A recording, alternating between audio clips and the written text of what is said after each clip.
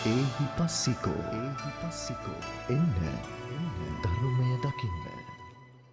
නමස්කාර වේවා බුදුරුවනට සැමදා බුදු හිමි සරණ යමි.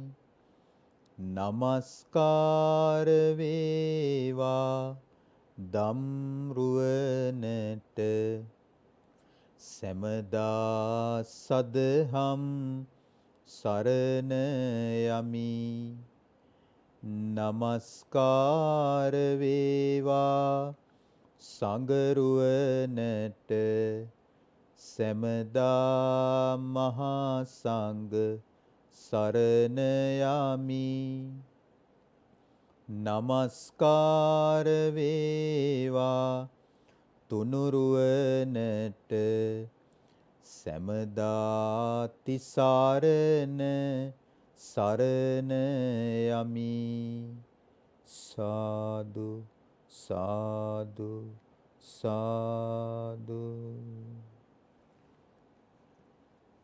ගරුතර මහා සංඝරත්නයන් අවසරයි. ශ්‍රද්ධාවන්ත කාරුණික පින්වතුනි, ඔබ හැම දිනාටම පින්බර සුබ උදෑසනක් වේවා. අද මේ කාල වේලාව තුළ ඔබට කියලා දෙනවා අනාත්ම භාවනාව පිළිබඳව.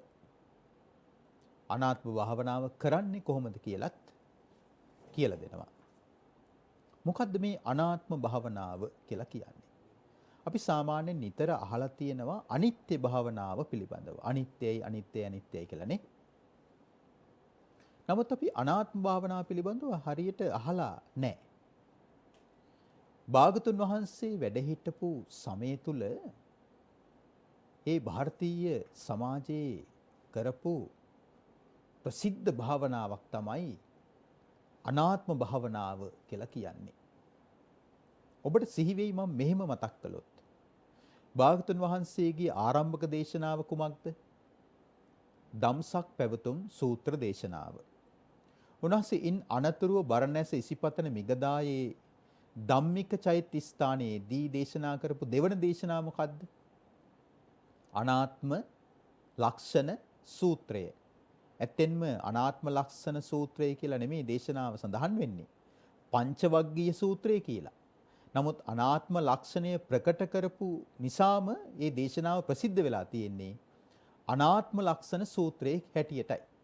කොහොම වුණත් භාගතුන් වහන්සේ මුලින්ම චතුරාර්ය සත්‍ය ත්‍රිපරිවට්ට ද්වාදසාකාරයට පරිවර්ත 3කින් ආකාර 12කට ධම්සක් පැවතුම් සූත්‍රය දේශනා කරලා අනන්ත සක්වල දක්වා ඒ දහම් කාහල නාදයේ පැතිරලා ගියා. දෙවියන් මෙහෙම කියන්න ගත්තා. ඒතං භගවතා බාරාණසියං ඉසිපතනේ මිගදායේ. අපගේ භාගතුන් වහන්සේ බර්ණැස ඉසිපතන මිගදායේදී අනුත්තරං ධම්මචක්කම් පවත්තිතං අනුත්තර වූ ධර්ම චක්‍රය කරකවන ලදී ප්‍රවර්තනය කරන ලදී. ධර්ම චක්‍රයනේ. ධර්ම චක්‍රය කරකෙව්වා. භාගතුන් වහන්සේ විසින් කරකවන ලද ධර්ම චක්‍රය මේ ලෝකේ සමනේනවා, බ්‍රහ්මණේනවා, දේවේනවා, මාරේනවා, බ්‍රහ්මුණාවා, කේනචිවා ලෝකස්මින්ති අප්පතිවත්තිය. මම අර ව්‍යාකරණ අනුකූලව තමයි කිව්වේ. ඒ භාගතුන් වහන්සේ විසින් කරකවන ලද ධර්ම චක්‍රය මේ ලෝකයේ දෙවියන්, මරුන්, බඹුන්, ශ්‍රමණක්, බ්‍රහ්මණීන් සහිත දෙවිමිනිස් ප්‍රජාවෙන් යුක්ත ලෝකයේ කිසි කෙනෙකුට ආපස්සට කරකවන්නට, එහෙම නැත්නම් ඒ ධර්ම ප්‍රචාරය කඩාකප්පල් කරවන්නට, ඒ ධර්ම චක්‍රය කැරකෙන එක නතර කරන්නට හැකියාවක් ලැබෙන්නේ නැහැ. ලෝකෙ කිසිම කෙනෙකුට මොනියම් හෝ ආකාරයකින්. භාගතුන් වහන්සේ දේශනාව සිද්ධ කරලා ඉන් අනතුරුවනේ දේශනා කළේ අනාත්ම ලක්ෂණ සූත්‍රය. අනාත්ම ලක්ෂණ සූත්‍රයේ උන්වහන්සේ ප්‍රධාන වශයෙන් අපිට කරුණු 5ක් වදාරනවා. ඒ තමයි පංච උපාදානස්කන්ධය කියන්නේ දුක. එන මේ අනාත්මයි කියලා කියන්නේ කුමක්ද? රූප, වේදනා, සංඥා, සංඛාර, විඥාන කියන පංච උපාදානස්කන්ධ ලෝකය. අනාත්මයි කියන වචනේ සරල සිංහල අදහසත් අපි දැනගෙන ඉන්න එක වටිනවා. අනාත්මයි කියලා කියන්නේ කිසිවක් තමන්ගේ වසඟයේ පවත්වන්නට බෑ. මොනවද අපේ වසඟයේ පවත්වන්නට බැරි? ඔබේ ළමා කාලේ ඔබේ වසඟේ පවත්වන්න පුළුවන් වුණාද? දැන් හැමදෙනාම කැමති පාසල් සමයේට. දැන් ඇතැම් විට ආදි ශිෂ්‍යයෝ all boysලා all girlsලා එකතු වෙලා පාසල් නිලැඳුම් අඳින කාලයක් ආවා. පාසල් නිලැඳුම් මැදලා අවුරුදු 40 45 ඇතැම් විට 50 අය පාසල් ආවා. ඇයි ඒ යුගයට කැමති? ඒ යුගයට කැමති වුණාට ඒ යුගය තමන්ගේ වසඟේ පවත්වන්න පුළුවන් වුණාද? බැරි වුණා. ඒ වගේම කෙලිදෙලින් යාළු මිත්‍රයන් සමග ගමන් බිමන් ගිහිල්ලා බෝල සෙල්ලම් කරලා නේද? වැවක, ගඟක, ඇලක, දොලක නාලා නේද? මොන හරි ගඩා කෙටියක් අනුභව කරලා ඒ කාලයට අපි කැමති වුණානේ. නමුත් ඒ කාලේ ඔබේ වසඟේ පවත්වන්න පුළුවන් වුණාද? පවත්වන්න බැරි වුණා. ඔබ ඇතැම් විට ආදරයෙන් හිටපු කාලයල් නැති. ආදරයෙන් වෙලිලා ගියේ බැඳිලා ගියේ කාලයක් නැති. මේ වෙනකොට ඔබ ගොඩක් ආදරය කරපු අය ඔබේ ළඟ පාතකවත් නැතිව ඇති. ඇතැම් විට මතකයකවත් නැතිව ඇති. හොඳම යහළුවෝ හොඳම මිත්‍රයෝ මිතුරියන් කොයි ලෝකෙකද ඇතැම් අය මෙලවින් පරලොවට ගිහිල්ලත් ඇති. ඔබ ආදරය කරපු ඔබේ මව්පියන් ආච්චිලා සීයලා ඥාතීන් මේ වෙනකොට දුර ඈත රටවල් වල ඇති. ඇතැම් විට කලුරිය කරලා මෙලවින් පරලොව ඇති. කල්පනා කරලා බලන්නකෝ. කොයි දේද ඔබේ වසඟේ පවත්වන්නට පුළුවන් කියලා? ඔබේ ළමා කාලය, ඔබේ තරුණ කාලය, ඔබේ වැඩිහිටි කාලය, ඔබ යම් වයසක පසු වෙනවා නම් මේ ජීවත් වෙන කාලය, අපි මේ ගත කරන මොහොත, මේ අඩහෝරාවක කාලය අපේ වසඟේ පවත්වන්න පුළුවන්ද? අපේ වසඟේ පවත්වන්න බෑ. ඒකට ඔබ බලන්න ක්‍රියාත්මක වන ඔරලෝසුව. ඔරලෝසුව හැම නිතරම වැඩ. බැටරි තියෙනකන්, වයින් තියෙනකන් ඔරලෝසුව වැඩ. යම් දවසක බැටරි නතර වුණාද, වයින් නතර වුණාද, එදාට ඔරලෝසුව නවතිනවා. ජීවිතෙත් ඒ වගේ. ජීවිතේ නවතින්න කලින් ජීවිතේ නවත්ව ගන්න එපා. ජීවිතේ නවතින්න කලින් ජීවිතේ නවත්ව ගන්න එපා කියලා කියන්නේ ඔබේ ජීවිතේ මේ වටිනා හිතීමේ හැකියාව ඔබ නැති කරගන්න එපා. හිතීමේ හැකියාවට හානි කරගන්න එපා. භාගතුන් වහන්සේ වදාළ ධර්මයක් ඔබ නුවණින් විමසනා කෙනෙක් බවට පත්වන්න. ඔබ මෙහෙම හිතන්න. රූපය තමන්ගේ වසඟේ පවත්වන්න බෑ. එතන රූපය කියලා කිව්වේ සතර මහා ධාතුන්ගෙන් හටගත්ත මේ ජීවිතය. ඒ වගේම මේ සැප, ඒ වගේම දුක, දුක් සැප රහිත බව තමන්ගේ වසඟේ පවත්වන්න බෑ. ඒකට කියනවා වේදනා උපාදාන ස්කන්ධය කියලා. එහෙනම් විඳීම් පවා තමන්ගේ වසඟේ පවත්වන්න බෑ. සැපය නතර කරලා තියාගන්නත් බෑ. දුක නතර කරලා තියාගන්නත් බෑ. දුක් සැප රහිත බව නතර කරලා තියාගන්නත් බෑ. සංඥාව. සංඥාව කියද්දී නම් ඔබට මේ උපමාව කියලා දෙන්නට ඕනේ. සංඥා පූර්ව තියනෝ නේද? සංඥා විදුලි එලි තියනෝ නේද? දැන් ප්‍රධාන මාර්ගයක නගරාසන්නව සංඥා විදුලි එලි තියෙනවා. අපි දන්නවා රතු පාට එළිය, තැඹිලි පාට එළිය, කොළ පාට එළිය. සංඥාව අනාත්මයි කියලා කියන්නේ ඒ ට්‍රැෆික් ලයිට් එකම අපි භාවිතාවට ගමුකෝ. ඔන්න දැන් ඔබ ගාලු පාරේ හරි නුවර පාරේ හරි බේස් ලයින් මාර්ගයේ හරි වෙන යම් නගරාසන්නයක හරි මම මේ කොළඹ අවට නගර කීපයක් කිව්වේ. දැන් ඔබ මාර්ග තදබදයේ තුල ඉන්නවා. මාර්ග තදබදයක නොවන්නත් පුළුවන්. දැන් රතු පාට එළිය දැල්විලා තිබෙනවා. ඔබට ගමන යන්න බෑ. ඔබ නැවතිලා ඉන්නවා. තැඹිලි පාට එළිය දැල් වෙනවා. ඔබ දැන් සූදානම් වන්නට ඕන නවතින්න හෝ ගමන ආරම්භ කරන්න. එමෙතන පරිස්සමෙන් ඔබ ගමන යා යුතුයි. කොළ පාට එළිය දැල් වෙනකොට ඔබට සුවසේ ගමන යා ගන්නට පුළුවන්කම ලැබෙනවා. කොළ පාට එළියම දැල්විලා තිබෙනවාද? නැහැ. තැඹිලි පාට එළියම ඒකාන්තයෙන් දැල්විලා තිබෙනවාද? නැහැ. රතු පාට එළිය විතරක්ම දැල්විලා තිබෙනවාද? නැහැ. නිතර නිතර කොළ එළිය, තැඹිලි එළිය, රතු එළිය වෙනස් වෙනවා. අපි මේ ලෝකේ හඳුනා ගන්න දේවලුත් වෙනස් වෙනවා. හොඳයි කියන මිනිස්සු වෙනස් වෙනවා. ලස්සනයි කියන මිනිස්සු වෙනස් වෙනවා. දක්ෂයි කියන මිනිස්සු වෙනස් වෙනවා. තරුණයි කියන මිනිස්සු වෙනස් වෙනවා. ගෑන් ළමයි වෙනස් වෙනවා. පිරිමි ළමයි වෙනස් වෙනවා. ස්වාමියා වෙනස් වෙනවා. බිරිඳ වෙනස් වෙනවා. දෙමව්පිය වෙනස් වෙනවා. ගුරුවරු වෙනස් වෙනවා. පාලකයෝ වෙනස් වෙනවා. පාලන අධිකාරිය වෙනස් වෙනවා. රටවල් වෙනස් වෙනවා. ලෝකෙ වෙනස් වෙනවා. අපිත් වෙනස් වෙනවා. වෙනස් වීම හමුවේ ඔබ ශෝක කරනවා නම්, කඳුළු සලනවා නම්, දුක් වෙනවා නම් ඔබ හිතන්නේ ඒක බුද්ධිමත් බවක්ද මෝඩ බවක්ද? ඒක බුද්ධිමත් බවක් නෙමෙයි. ඒක මෝඩ බවක්. එතන මෝඩ බව කියලා කියන්නේ මෝහ මූලික කාරණයක් කියන එකයි. භාගතුන් වහන්සේ වදාරනවා රූප, වේදනා, සංඥා. ඒ වගේම තවත් කාරණා දෙකක් තියෙනවා. සංස්කාර. සංස්කාර කියන්නේ අපි හිතන පතන දේවල්. බලන්න පොඩි කාලේ හිතපු පතපු දේවල් පොඩි කාලේ ගුරුවරු අපෙන් ඇහුවා. පුතේ, ඔයා ලොකු වෙලා කවුරු වෙන්නද කැමති? මම නම් කැමති ලොකු වෙලා වෛද්‍යවරයෙක් වෙන්න, ඉංජිනේරුවරයෙක් වෙන්න, නීතිඥයෙක් වෙන්න, ගුරුවරයෙක් වෙන්න. ඇතැම් විට ඔබට අනුශාසනා කරන මම ගුරුවරුන්ට කිව්වෙත් එහෙමයි. මම පැවිදි වෙනවා කියලා කිව්වේ නෑ. නමුත් බලන්න ජීවිත වෙනස් වෙලා තියෙන හැටි. අනාත්මයි කියලා කියන්නේ ඒකයි. ජීවිතේ වෙනස් වෙනවා. සිතුම් පැතුම් වෙනස් වෙනවා. ඒ විතරක් නෙමෙයි විඥාණය වෙනස් වෙනවා. විඥාණය තමයි මේ පංච උපාදාන ස්කන්ධේ සිටින මායාකාරීම කෙනා. මායාකාරීම කෙනා කියලා කියන්නේ එතන පුද්ගලයෙක් ඉන්න නිසා නෙමෙයි. මායාකාරී ස්වභාවය. හරියට මායා දක්වන කෙනෙක් වේදිකාවක් මත නැගිලා අපිට විවිධ ඇස් බැඳුම් වලින් විද්‍යාවන් ඉන්ද්‍රජාලිකයෙක් මෙන් මායා දක්වනවා වගේ විඥානයේ විසින් තමයි අපිව මේ සසර පුරා ඒ තැන්වලට අරගෙන ගිහිල්ලා තියෙන්නේ කර්මානුරූපීව. මේ විඥානයේ මායාවට අහු වෙච්ච කෙනා සංසාරයෙන් අත් මිදෙන්නේ නැහැ. විඥානයේ මායාවට අහු වෙච්ච කෙනා නිරේටත් යනවා. තිරිසන් අපායටත් යනවා. පෙරේත ලෝකෙටත් යනවා. අසුර අපායටත් යනවා. මනුස්ස ලෝකෙටත් යනවා. දෙවි ලෝකෙටත් යනවා.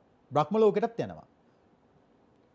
නමුත් මේ ගිය තැන හිතනවා මෙතන සදාකාලිකයි ස්ථිරයි නිට්ටයයි කියලා. ඒක හරියට දැන් අපිට හිතෙනවා වගේ. බලන්න අවුරුදු 60 70ට අපිට හිතෙනවනේ මේක මගේ ඉඩම, මේක මගේ ගෙදර, මේක මගේ වාහනේ, මේක මගේ සල්ලි, මේක මගේ දැනුගත්කම, මේක මගේ ප්‍රසිද්ධිය, මේක මගේ වත්කම්, මේක මගේ පොහොසත්කම, මේක මගේ තත්වය, මේක මගේ නම්බුනාමය හිතෙනව නේද? සුළු කාලයයි. බලන්නකෝ ප්‍රසිද්ධ කී දෙනෙක් මේ වෙනකොට මිය පරලෝ ගිහිල්ලාද? ජනප්‍රිය කී දෙනෙක් මේ වෙනකොට මේ ලෝකේ අතහැරලා ගිහිල්ලාද? වත්කම් වලින් පොහොසත් අය නේද? කොටින්ම ලෝක ප්‍රකට පොප් ගායක මයිකල් ජැක්සන්ට පවා අකාලේ ජීවිතෙන් සමගන්න සිද්ධ වුණානේ. බකින්හැම් මාලිගාවේ සුන්දර කුමාරිකාව නේද? චාල්ස් කුමාරයාගේ නේද? ප්‍රියම්බිකාව ඩයනා කුමරි පවා හිතන්නේම නැති මොහොතකනේ ජීවිතෙන් සමුගත්තේ. මේ හැම එකකම කියන්නේ මොකද්ද? කිසිවක් අපගේ වසඟේ පවත්වන්න බෑ කියලයි. භාගතුන් වහන්සේ සත්ත්‍ය සූර්යුග්ගමන කියන සූත්‍රයේදී ඉරවල් 7ක් පෑවීම ගැන වදාළ සම්බුද්ධ භාෂිතයේදී වදාරනවා මහණෙනි, යම් කාලයක් එනවා මේ සූර්යාට අමතරව තවත් ඉරක් පායනවා. තුන්වන ඉරකුත් පායනවා. හතරවෙනි ඉරක් පායනවා. පස්වෙනි ඉරක් පායනවා. හයවෙනි ඉරක් පායලා හත්වෙනි ඉර පායනවා. හත්වෙනි ඉර පායනකොට මේ මහ පෘථුවිය ගිනියම් බෝලයක් වගේ, ගිනි අඟුරු බෝලයක් වගේ ගින්නෙන් දිලිසිලා පිච්චිලා යනවා. කෑලි කෑලි වලට යනවා. මේ විශ්වයේ, මේ ක්ෂීරපතේ, මේ පෘථුවිය පිහිටා තියපු තැනක් කිසිම ආකාරයකින් හොයාගන්නට බැරි වෙනවා. හරියට කපුරු පුච්චපු තැනක් වගේ අලුත් නෑ, දැලිත් නෑ.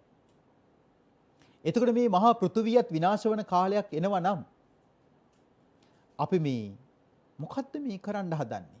අපි මේ මොකද්ද හොයාගෙන යන්නේ? ඒ කියන්නේ මේ ධර්මයෙන් අදහස් කරන්නේ දියුණු වෙන්න එපා, සාර්ථක වෙන්න එපා, ඉගෙන ගන්න එපා කියන එක නෙමෙයි.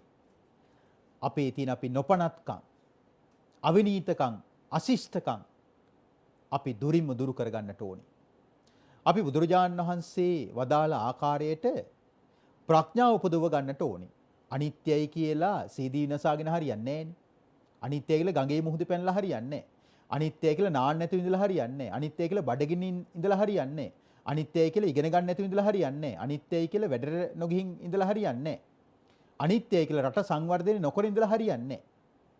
අනිත්‍ය නිසා අනාත්ම නිසා අපි මේ ධහම තේරුම් අරගෙන මේ පවතින ලෝකයේ අත්මි දෙන්නට අපි ප්‍රඥා ඇස පහල කරගන්නට ඕනේ. ප්‍රඥා ඇස පහල කර ගැනීමේදී අනාත්ම භාවනාව අපිට හරි උපකාර වෙනවා. ඒ අනාත්ම භාවනාව කරන්න මෙහිමයි. රූප වේදනා සංඥා සංකාර විඥාන කියන මේ පංච උපාදානස්කන්ධය තමන්ගේ වශයෙන් පවත්වන්න බෑ. අනාත්මයි අනාත්මයි අනාත්මයි. ඒ අනාත්ම වූ පංච උපාදානස්කන්ධ ජීවිතයේ මම නොවේයි, මගේ නොවේයි, මගේ ආත්මය නොවේයි කියලා අපිට භාවනා මනසිකාරය ඇති කරගන්න පුළුවන්. මේක නැවත නැවත කරන්න පුළුවන්.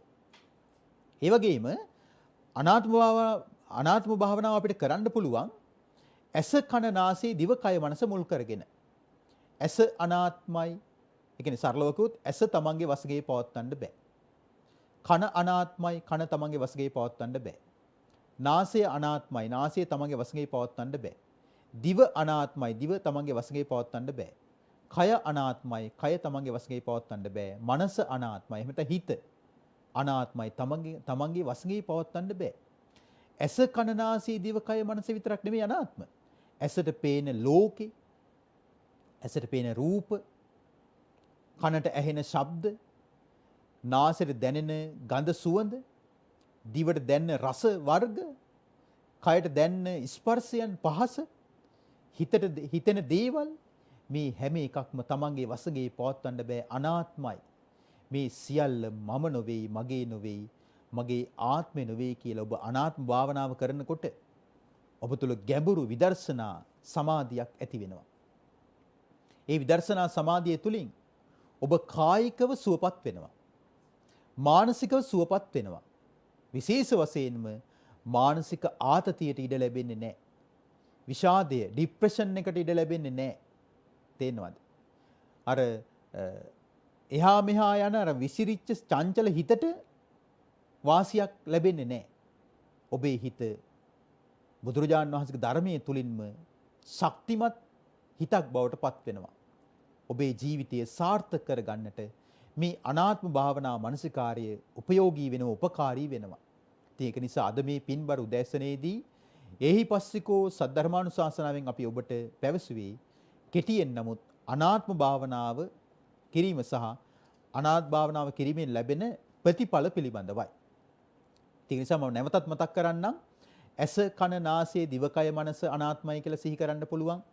රූප ශබ්ද ගන්ධ රස පහස අරමුණු අනාත්මයි කියලා සිහි කරන්න පුළුවන්. එහෙම නැත්නම් රූප වේදනා සංඥා සංකාර විඥාන කියන පංච උපාදාන ස්කන්ධය අනාත්ම වශයෙන් සිහි කරන්න පුළුවන්. ඉතින් මේ විදිහට අනාත්ම භාවනාව සිහිකොට රැස් කරන හැම පිනක්ම ඔබ හැම දිනාටම උතුම් ප්‍රඥා ලෝකයේ තුලින් චතුරාර්ය සත්‍ය අවබෝධය ලබන්නටම පාරමිතාවක්ම වෙත්වා කියලා ආශිර්වාද කරනවා. රැස්කල උදාාරතර පුණ්‍ය ධර්මයන් අද මෙම ධර්මානුශාසනාවට තම සදැහැති දායකත්වයේ ලබාගෙන කටයුතු කරන දායක පින්නතුල්ලා හැම දිනාටමත් ඒ ඇත්තන් නමින් අභාවයටපත් සියලු ඥාතිවරුන්ටත් අත්පත් වෙත්වා. ස්වර්ණ වාහිනියේ එහිපස්සිකෝ නිෂ්පාදනකාරය නියතු හැම දිනාටමත් සමස්ත කාර්ය මණ්ඩලයටත් සෙත ශාන්තිය සැලසේවා. අපගේ උතුම් ගුරුවරුන්ට උපාධ්‍යයන් වහන්සේලාට සමස්ත කල්යාණ මිත්‍ර මහා සංඝ රත්නයටත් ලක්කසි ලෝවෙසි සද්ධර්මයේ ශ්‍රවණය කරපු හැම දිනාටමත් ප්‍රඥා ලෝකයේ තුලින් චතුරාර්ය සත්‍ය අවබෝධ වේවා කියලා සෙත්පතා ආශිර්වාද කරනවා. පින් කැමති සියලු දෙවිවරුද මේ පින් අනුමෝදන්ව සැප ලබත්වා කියලා අපි දෙවියන්ටත් පින් දෙමු. ආකාසට්ටා ච බුම්මට්ඨා දේවානාගා මහිද්దికා පුඤ්ඤන්තං අනුමෝදිත්වා චිරන් රක්ඛන්තු ශාසනං. ආකාසට්ටා ච බුම්මට්ඨා දේවානාගා මහිද්దికා පුඤ්ඤන්තං අනුමෝදිත්වා චිරන් රක්ඛන්තු දේශනං. ආකාසට්ටා ච බුම්මට්ඨා දේවානාගා මහිද්దికා පුඤ්ඤන්තං අනුමෝදිත්වා චිරන් රක්ඛන්තු ත්වං සදා. හැම දිනාටම තෙරුවන් සරණයි. අභාව ප්‍රාප්ත වූ බණ්ඩාරවෙල ගෙඩියාරෝද පදිංචිව සිටි ආර්.එම්. මද්දුම මැණිකා උපාසිකා මාතාව 2019 මැයි මස 6 වැනි දින මිය පරලොව ගොස් වසර 3ක් පිරීම නිමිත්තෙන් එතුමියට පින් පිණිස අභයගිරි චෛත්‍යරාජානන් වහන්සේ සඳහා ආලෝක පූජාවක් සිදු කරනු ලබන අතර පවුලේ සියලුම දූදරුවන් මුණුපුරු මිනිපිරියන් විසින් අද දින මෙම වැඩසටහනට දායකත්වය දක්වන ලදී.